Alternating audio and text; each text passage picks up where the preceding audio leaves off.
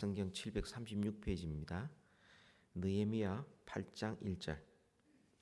이스라엘 자손이 자기들의 성읍에 거주하였더니 일곱째 달에 이르러 모든 백성이 일제히 수문 앞 광장에 모여 학사 에스라에게 여호와께서 이스라엘에게 명령하신 모세의 율법책을 가져오기를 청하며 일곱째 달 초하루에 제사장 에스라가 율법책을 가지고 회중아 곧 남자나 여자나 알아들을 만한 모든 사람 앞에 이르러 수문 앞 광장에서 새벽부터 정오까지 남자나 여자나 알아들을 만한 모든 사람 앞에서 읽음에 뭇 백성이 그 율법책에 귀를 기울였는데 그때 학사 에스라가 특별히 지은 나무 강단에 서고 그의 곁 오른편에 선 자는 마띠다와 스마와 아나야와 우리야와 일기야와 마아세야요 그 왼쪽에 선 자는 부다야와 미사엘과 말기야와 하숨과 하스바타나와 스가랴와 무슬람이라.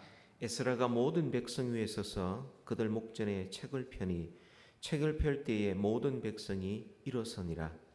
에스라가 위대하신 하나님 여호와를 송축하며 모든 백성이 손을 들고 아멘 아멘 하고 응답하고 몸을 굽혀 얼굴을 땅에 대고 여호와께 경배하니라. 예수아와 바니와 세레바와 야민과 악굽과 사브데와 호디아와 마아세야와 그라다와 아사랴와 요사박과 하난과 블라야와 레위 사람들은 백성이 제자리에 서 있는 동안 그들에게 율법을 깨닫게 하였는데 하나님의 율법책을 낭독하고 그 뜻을 해석하여 백성에게 그 낭독하는 것을 다 깨닫게 하니 백성이 율법의 말씀을 듣고 다 우는지라. 총독 느헤미야와 제사장 겸 학사 에스라와 백성을 가르치는 레위 사람들이 모든 백성에게 이르기를 오늘은 너희 하나님 여호와의 성일이니 슬퍼하지 말며 울지 말라 하고 느헤미야가 또 그들에게 이르기를 너희는 가서 살찐 것을 먹고 단 것을 마시되 준비하지 못한 자에게는 나누어 주라. 이날은 우리 주의 성일이니 근심하지 말라. 여호와로 인하여 기뻐하는 것이 너희의 힘이니라 하고 레위 사람들도 모든 백성을 정숙하게 하여 이르기를 오늘은 성일이니 마땅히 조용하고 근심하지 말라 하니 모든 백성이 곧 가서 먹고 마시며 나누어 주고 크게 즐거워하니 이는 그들이 그 읽어 들려준 말을 밝히 알리라. 아멘. 우리 시간 우리 최재진 목사님은 현재 몽고메리 알라바마에서 사역을 하고 있고요. 서울에서 고등학교를 졸업하고 부산 고신대에서 신학과와 문화 성교 언어학과를 복수 전공을 하고 그리고는 미국에 와서 리버티 베프티스트 세미너리에서 MDiv를 하고 텍사스에 있는 사우스 웨스턴 세미너리에서 DHM을 하고 공부를 하고 또 사역을 하고 있는 젊은 종입니다. 오늘 오후 한 3시쯤 돼서 도착을 했거든요.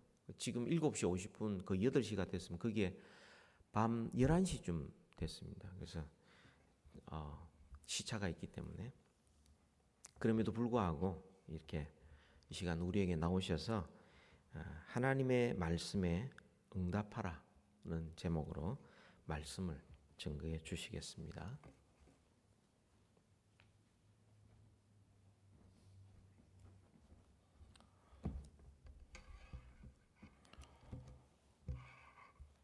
오늘 수요일 저녁에 산호세 한인교회 우리 성도님들을 만나고 또 말씀 나눌 수 있도록 하나님께서 특별히 이 시간 인도하셨음을 믿습니다. 또 이런 기회를 주시고 불러주신 산호세 한인교회 우리 담임 목사님과 또 당회 여러분께 감사드립니다. 잠시 기도하겠습니다. 하나님 아버지 감사합니다. 오늘 주님 앞에 예배의 시간을 허락하시고 귀한 성도님들과 함께 말씀 나눔의 기회를 주심에 감사드립니다. 오늘 이 시간 주의 말씀을 나눌 때 사람의 생각과 마음이 아닌 오직 하나님의 말씀만이 저를 통해 선포되어지게 하시고 이 자리에 모든 성도님들이 주님의 말씀에 힘없고 말씀대로 살아가는 그런 우리 모두가 되게 하여 주시옵소서. 감사드리오며 살아계신 주 예수 그리스도의 이름으로 기도하옵나이다. 아멘.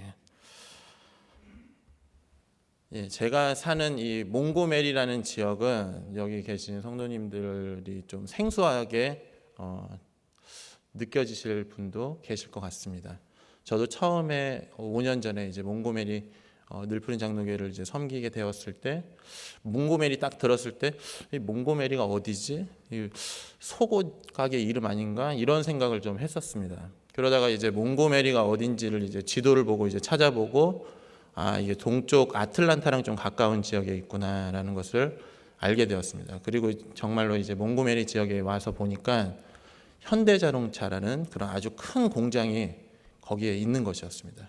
그래서 또 그곳에 가니까 왠지 한국인의 자부심을 느낄 수 있는 그런 도시인 것 같습니다.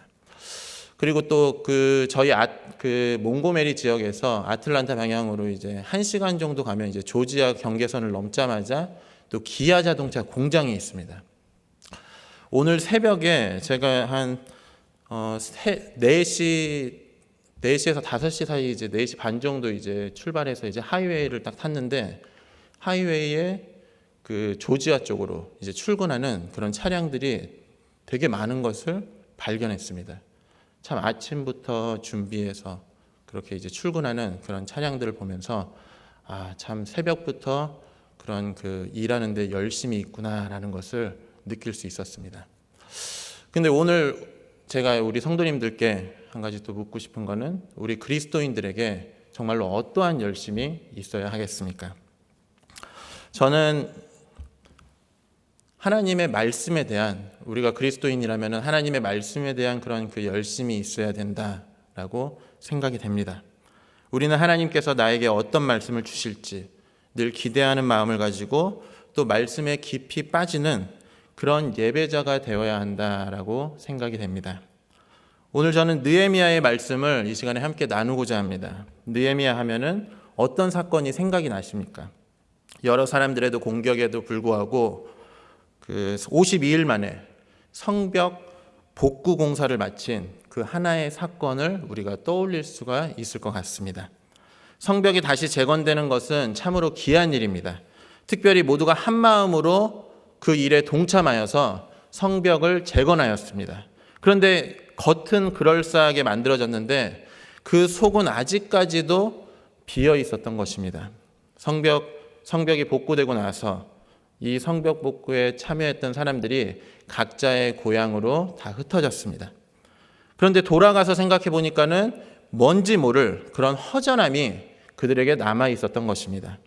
그렇게 힘을 들여서 주변의 여러 공격에도 불구하고 또 열심히 그 성벽을 복구했는데 모두들 마음 한가운데 공허함과 그런 왠지 모를 허전함이 그들에게 남아 있었던 것입니다.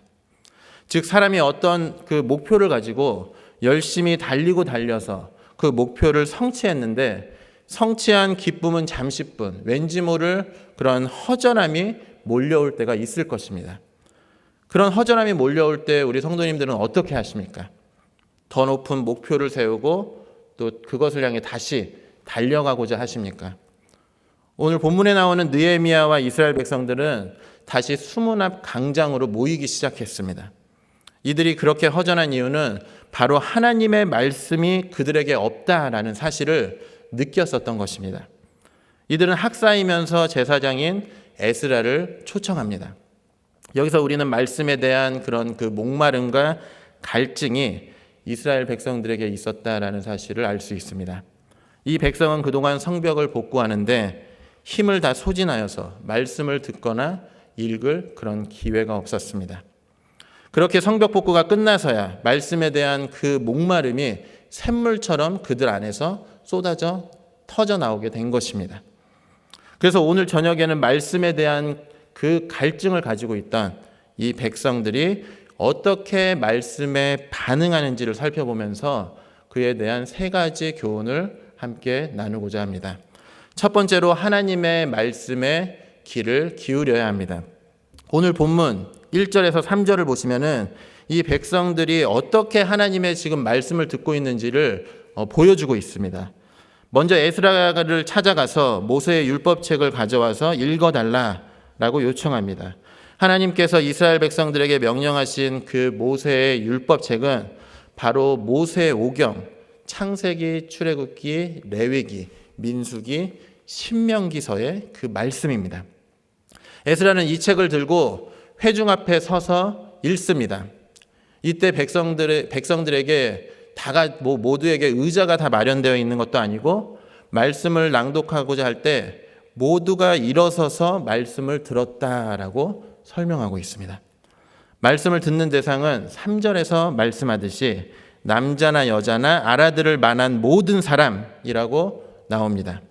즉 초등부 학생은 말씀을 다 알아들을 수 있기 때문에 초등학생부터 노년에 이르기까지 모두가 다 나와서, 그리고 또 새벽부터 정오까지 최소 6시간 동안 하나님의 말씀을 들었다라는 그런 이야기가 됩니다. 여기 계신 선생님들 중에서 6시간 동안 가만히 앉아서 성경을 한번 읽어보신 분 계십니까? 성경 통독 세미나에 참여하신 분들은 이런 경험을 좀 해보셨을로 압니다. 성경 통독이 의외로 집중력을 많이 요구하기 때문에 조금만 딴 생각을 하다 보면은 금방 다른 걸로 지나가게 됩니다. 제가 섬기고 있는 그 몽고메리 교회에서는 고난주간에 매년 성경 통독을 하는 시간을 갖습니다. 주로 이제 신약이 이제 좀 짧기 때문에 그 4일 동안 신약을 하게 되는데요. 아침 9시부터 1시까지 4시간 정도를 통독하는데 중간에 그래도 2번 정도를 쉬면서 통독을 하고 있습니다. 그래도 집중하는 것을 어려워하는 성도님들이 간혹 보이십니다.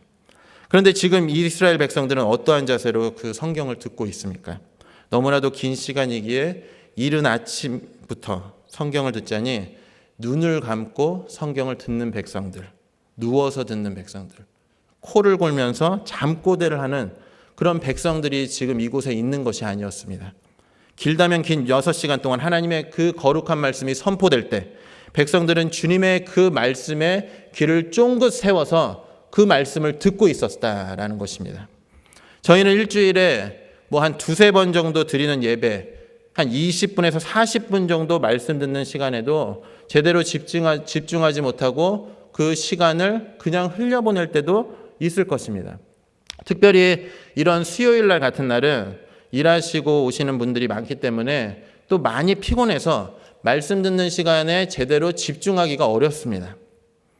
혹은 또 이상하게도 말씀 시간이 되면은 왜 그렇게 시간이 안 가는지 말씀이 또 아주 길게 느껴지시는 그런 그 성도님들, 또 말씀 시간에 좀 조는 성도님들, 또 휴대폰을 또 만지작하는 그런 성도님들 등이 있을 것 같습니다. 설교가 재미없어서 또 진행되는 예배 순서가 너무 지루해서 그럴 수가 있습니다. 또는 신앙생활을 시작하기에 예배를 많이 또 힘들어할 수도 있을 것 같습니다. 그러나 말씀 선포의 시간은 하나님께서 바로 나에게 주신 구원의 선물이 얼마나 놀랍고 또 감사한 것인가를 생각할 수 있는 그런 시간이 되어야 합니다. 그래서 주님께서 오늘 나에게 어떤 말씀을 주시는지 기대하는 마음과 또 듣는 시간에 그 말씀을 더욱 귀를 쫑긋 세워서 들을 수 있는 그런 그 시간이 되어야 합니다. 오늘 수요 예배에 나오기 위해서 말씀을 듣기 위해 어젯밤부터 설레어서 잠을 못 이룬 그런 성도님들 계십니까? 예전 학창 시절을 떠올려 보시면은 소풍 가기 전날 밤에 설레어서 그렇게 잠이 안 오고 했던 그런 그 설레임입니다. 이처럼 나를 제 가운데서 건져내시고 또 구원해 주신 그 주님을 만나고 그 주님 말씀을 듣는 시간이 바로 이 예배 시간이다라고 한다면은 이 시간이 정말로 설레이고 또 기대하는 마음으로 이 시간에 올 수 있을 것이다라고 생각이 됩니다. 그렇게 예배를 사모하는 마음으로 한 주 한 주 예배의 자리로 나아오시기 바랍니다. 간절히 예배만을 드리기 원한다면 예배 시간이 2시간이든 3시간이든 오히려 더욱더 우리는 감사해 할 수 있을 것 같습니다. 러시아에 가면은 3시간 정도 예배 드리는 그런 교회가 있다고 합니다. 그리고 행사가 있는 날이면 오전 10시부터 시작해서 저녁 6시부터 7시까지 대충 8시간에서 9시간 정도를 예배 드린다고 합니다. 러시아뿐만 아니라 한국에도 보시면은 넘치는 교회라고 있는데, 이 교회는 주일 평균 6시간 이상 예배를 드린다라고 합니다. 오전 예배는 2-3시간 정도, 9시부터 시작해서 한 12시까지 2-3시간 예배를 드리고, 또 점심을 먹고 2시 30분부터 또 5-6시간에서 6시간을 더 예배를 드린다고 합니다. 근데 이제 이 교회 대부분의 성도님들은 청년들이 많습니다. 요즘 청년들이 이런 긴 예배에 가는 것이 신기할 정도이지만, 이곳에서 하나님의 역사하심이 있기 때문에, 또 예배의 그 감격이 있기 때문에 청년들이 모이고, 또 이 청년들이 그 예배 안에 함께 참여하여 진실되게 예배할 수 있다라고 생각이 됩니다. 미국도 역시 청년들이 점점 교회를 떠나가고 있는 가운데, 미국의 몇몇 목사님들이 기존의 틀을 깨고 혁신적으로 바꿈으로써 청년들이 모이는 그런 교회들이 생겨나고 있습니다. 대표적으로 이제 LA에 가시면은 모자이크 교회가 있습니다.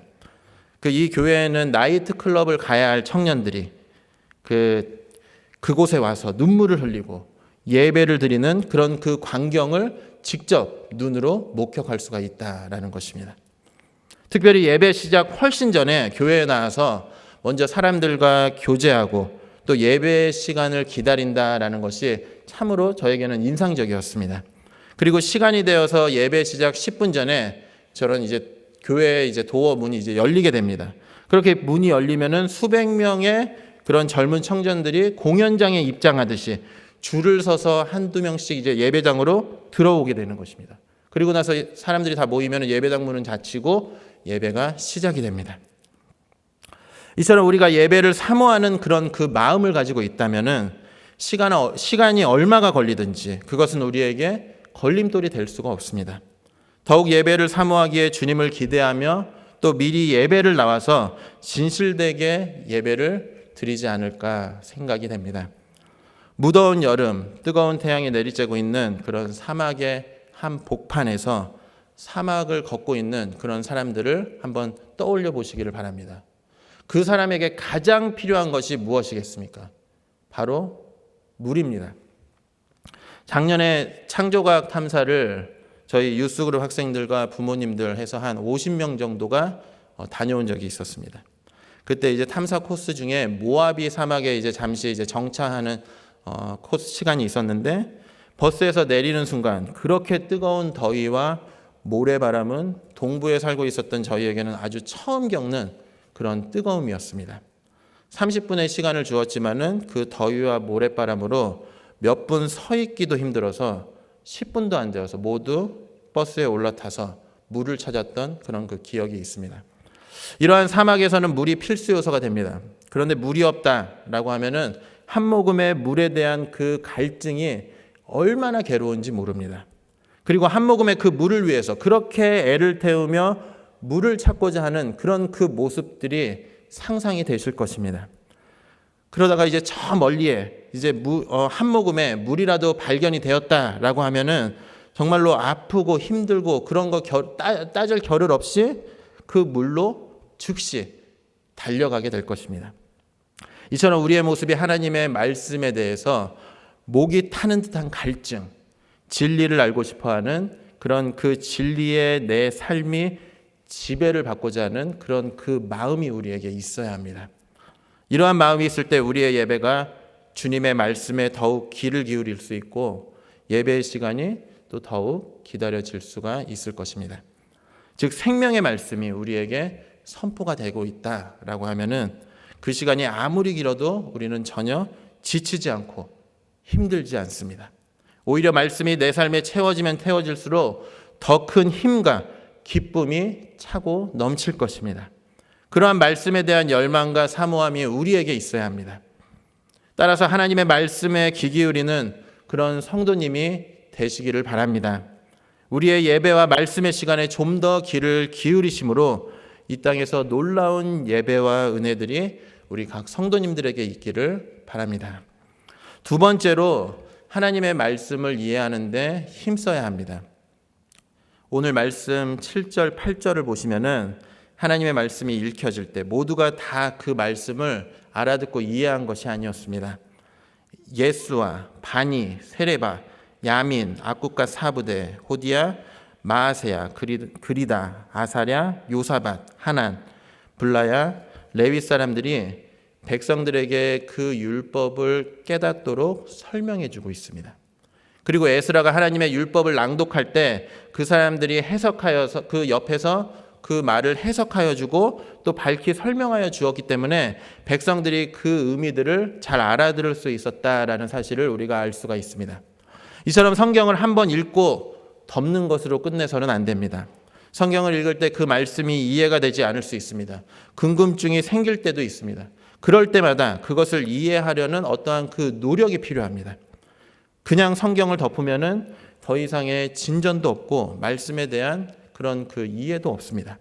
그러나 그것을 이해하고자 하는 그런 그 노력이 있을 때 하나님의 말씀은 점점점 우리에게 송일꿀보다 더 단 그런 말씀이 되는 것입니다. 특별히 그 말씀을 이해하기 위해서 우리는 목사님께 그 말씀을 물어볼 수 있습니다. 또는 교회에서 하는 여러 제자 훈련 등에 신청하여서 말씀을 더욱 깊게 다가갈 수 있는 그런 그 시간을 우리가 가질 수 있어야 합니다. 이러한 시간들은 가지면 가질수록 성경 말씀에서 주시는 그 은혜들이 우리에게 차고 넘치게 될 것입니다. 주일 한번 예배드리는 그런 그 성도와 성경을 읽고 꾸준히 제자 훈련을 거치는 성도는 표정부터가 다릅니다. 꾸준히 제자 훈련을 거치는 성도들은 성숙한 신앙인의 그 모습이 그 안에서 흘러나오게 됩니다. 저희 교회에서도 담임 목사님께서 진행하시는 4단계 제자 훈련과 또 부목사님들이 진행하는 또 교양 강좌 등이 있습니다. 이 수업을 듣는 사람들의 표정을 보면은 정말로 말씀에 대한 그런 그 갈급함과 열정이 느껴집니다. 일주일에 2시간씩 자신의 시간을 내어서 배움의 열정을 갖고 왔기 때문에 하나님의 그 말씀이 그들의 삶에 하나씩 하나씩 들어가면서 그들의 영이 살찌워지는 것을 느끼게 됩니다. 그리고 그들의 삶이 변화되고 한층 영적으로 자라는 것을 보게 됩니다. 한 신학자가 이런 말을 했다고 합니다. 당신이 성경을 붙들 때 그때로부터 당신은 성경 공부를 시작한 것입니다. 그러나 성경이 당신을 붙들었을 때 비로소 당신은 본격적으로 신앙생활 속에 들어가며 그것이 성경 공부의 완성입니다. 성경을 붙들었을 때가 성경 공부의 시작이라면은 성경을 붙들었을 때 말씀이 우리를 지배하기 시작하고 그때 성경 공부가 완성되어질 수 있다라는 말입니다. 일주일에 한 번 나와서 의례적으로 설교를 듣고 한 번 펴보고 마는 성경에는 우리에게 더 이상의 그런 신앙의 유익이 있을 수가 없습니다. 그러므로 적극적인 성경 공부를 통해서 하나님의 그 놀라운 능력과 권능의 말씀에 지배당하시는 그런 우리 성도님이 되어야 합니다. 이처럼 성경을 공부하고 성경을 이해하고자 힘쓰실 때 성경에서 충만한 그런 그 은혜들을 우리는 누릴 수가 있습니다. 성도님들 중에 성경을 읽으시다가 혹시 울어보신 분 계십니까? 오늘 본문 9절을 보시기 바랍니다. 백성들이 율법의 말씀을 들으면서 다 울고 있습니다. 왜 그렇겠습니까? 말씀을 듣고 깨닫는 순간 백성들이 울지 않을 수가 없었습니다. 말씀을 듣다 보니 나의 잘못이 거울처럼 환히 드러나고 또 내 죄를 깨닫게 되면서 눈이 빨개지면서 눈물이 저절로 나오게 되는 것입니다.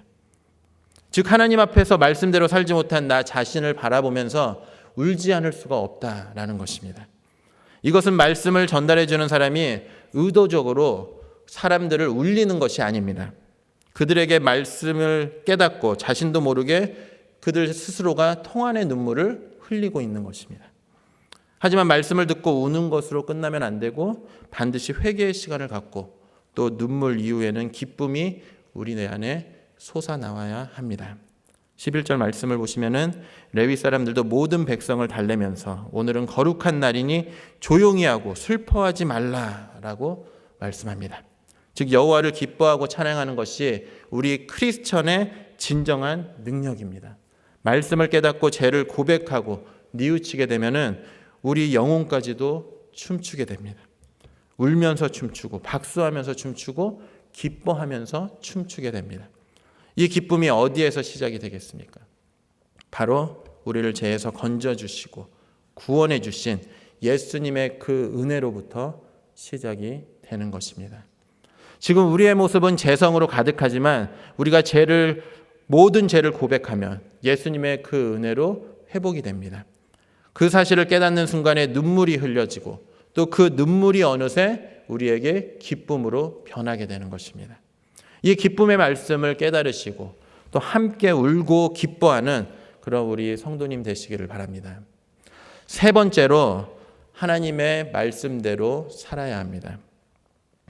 하나님의 말씀을 밝히 깨달은 백성들이 하는 것이 무엇입니까? 오늘 12절 말씀을 우리 같이 한번 다시 읽어보겠습니다. 모든 백성이 곧 가서 먹고 마시며 나누어 주고 크게 즐거워하니 이는 그들이 그 읽어 들려준 말을 밝히 암이라. 아멘.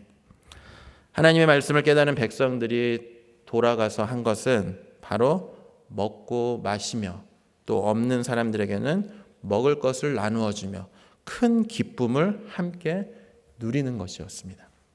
즉 하나님의 말씀에서 이들이 깨달은 사실은 바로 주님께서 주신 그 기쁨을 서로 나누라는 것입니다. 이것이 예수님께서 우리에게 주신 대계명과도 일치합니다. 하나님을 사랑하고 이웃을 사랑하라라고 말씀하신 것과 같이 가지지 못한 자들에게 서로 나누며 그 기쁨을 누리라는 것입니다. 이것이 바로 우리 그리스도인들이 해야 할 말씀대로 사는 그런 삶입니다. 예전에 그 국가대표 축구 선수로 활동하다가 지금은 이제 축구 해설위원이 된 이영표 그 해설위원을 아실 것입니다. 그가 작년에 생각이 내가 된다라는 그런 그 책을 썼습니다. 그 책을 쓰게 된 인터뷰 기사 내용에서 이영표 선수는 예전에 이러한 그 고민을 했었다라고 합니다. 하나님이 살아계시다면 어떻게 한쪽에서는 너무 많이 먹어서 비만으로 죽어가고 또 다른 한쪽에서는 먹을 것이 없어서 가난과 기아로 죽는 그런 불공평한 일이 있을 수 있을까? 하나님께서 너무나도 무책임하시다라는 생각을 했었다라고 합니다. 그러다 어느 날 잡지를 보는데 어떠한 글을 보게 되었습니다. 전 세계에서 나는 그리스도인이다라고 말하는 사람들이 하루에 100원씩 미국 돈으로 환산하면 10센트입니다. 10센트. 10센트씩만 가난한 사람들에게 나누어 준다라고 하면은 전 세계 모든 기아들이 사라진다. 이 기사를 읽는 순간 하나님이 불공평하신 것이 아니라 나눠야 하는데 내가 나누지 않았기 때문에 세상이 불공평하다라는 사실을 이영표 해설위원이 깨달았다고 합니다.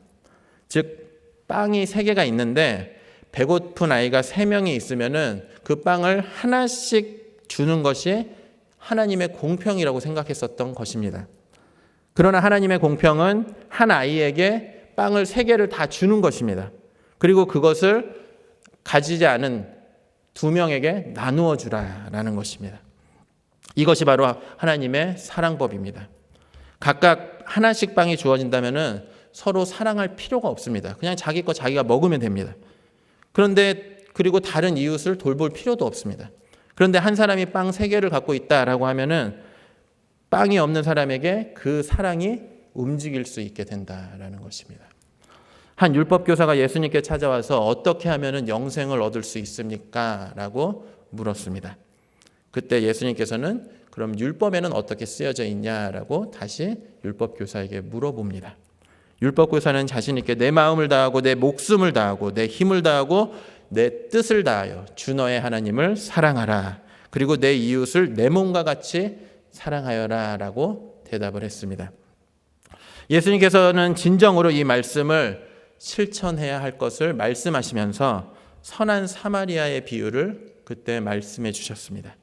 그리고 예수님께서는 이렇게 자비를 베푼 그런 사마리아 사람과 같이 행해라 라고 말씀해 주셨습니다. 이처럼 말로만 우리가 생각으로만 갖고 있는 것에서 그것에서 넘어서 행동으로 옮겨야 합니다. 우리가 사랑해야 할 그 대상이 있다라고 하면은 즉시 실천해야 합니다. 이러한 사랑의 실천이 우리 그리스도인들에게 필요합니다. 이웃에 대한 사랑을 더 이상 머리로만 알고 있는 것으로 멈춰 있지 마시기 바랍니다. 그 알고 있는 사랑을 이제는 우리가 실천해야 할 때입니다. 내가 나누는 그 사랑을 통해서 이웃과 함께 기뻐할 수 있는 그런 성도가 되어야 한다라는 것입니다. 저희 동네에서 이제 그 북쪽으로 1시간 반 정도 차를 타고 올라가면은 버밍햄이라는 도시가 있습니다. 이 도시의 그 브룩힐즈라는 미국 교회의 제임이라는 성도가 과테말라 선교 여행을 다녀온 후에 간증한 내용을 읽은 적이 있습니다. 거기서 그 성도는 죽 한 컵으로 하루를 버티는 아이들 틈에서 일주일을 그 선교 여행을 보내고 난 이후에 버밍햄으로 돌아오고 나서 왜 그들은 가난하게 살게 하시고 내게는 왜 이렇게 넘치는 복을 부어서 잘 살게 해주셨냐라고 하나님께 질문했다고 합니다. 그때 하나님께서는 그녀에게 이런 마음을 주셨다라고 합니다. 내게 복을 준 것은 내 영광을 위해서이다. 커다란 집에서 멋진 차를 굴리며 편안하게 살라는 것이 아니다. 휴가를 보내고 아이들을 가르치고 옷을 사 입는 데만 돈을 쓰라는 것이 아니다. 그런 일들이 모두 나쁘다는 것이 아니라 다만 너에게 축복을 베풀어서 이 세상이 내 영광을 보고 알게 하는 것이 바로 나의 뜻이다라고 하나님께서 말씀해 주셨다라고 합니다. 이처럼 우리가 이 세상에서 살아갈 때 하나님께서는 우리에게 정말로 너무나도 많은 복과 은혜를 주셨습니다. 우리는 하나님께 받은 사랑과 은혜를 아직도 그 예수님을 모르고 죽어가는 그 영혼들에게 나눌 수 있어야 하겠습니다. 이영표 해설위원이 이야기하는 것, 그리고 버밍햄에 있는 제이미 성도가 이야기하는 것, 그리고 선한 사마리아 비유에서 예수님께서 말씀하시고자 하는 것, 이 모두가 다 동일합니다. 우리가 계속해서 말씀을 읽고 이해할수록 또 더 많은 시간과 에너지, 물질로 전도와 가난한 이를 도우라는 도전을 받게 된다는 것은 너무나도 자연스러운 일입니다. 따라서 우리가 받은 사랑을 이웃들에게 나누는 것, 이것이 바로 우리가 이 땅에서 끝까지 해야 할 바로 주님의 명령임을 잊지 말아야 하겠습니다. 우리가 다 읽지는 않았지만은 13절 그 이하의 말씀을 보시면은 이스라엘 백성들이 말씀을 읽는 중에 초막절에는 마땅히 초막에 거하여 한다라는 그런 그 말씀을 읽게 됩니다. 그래서 이들이 한 행동이 무엇이겠습니까? 그 말씀을 읽은 즉시 바로 초막을 짓습니다. 즉 말씀을 듣고 말씀대로 순종한 것입니다.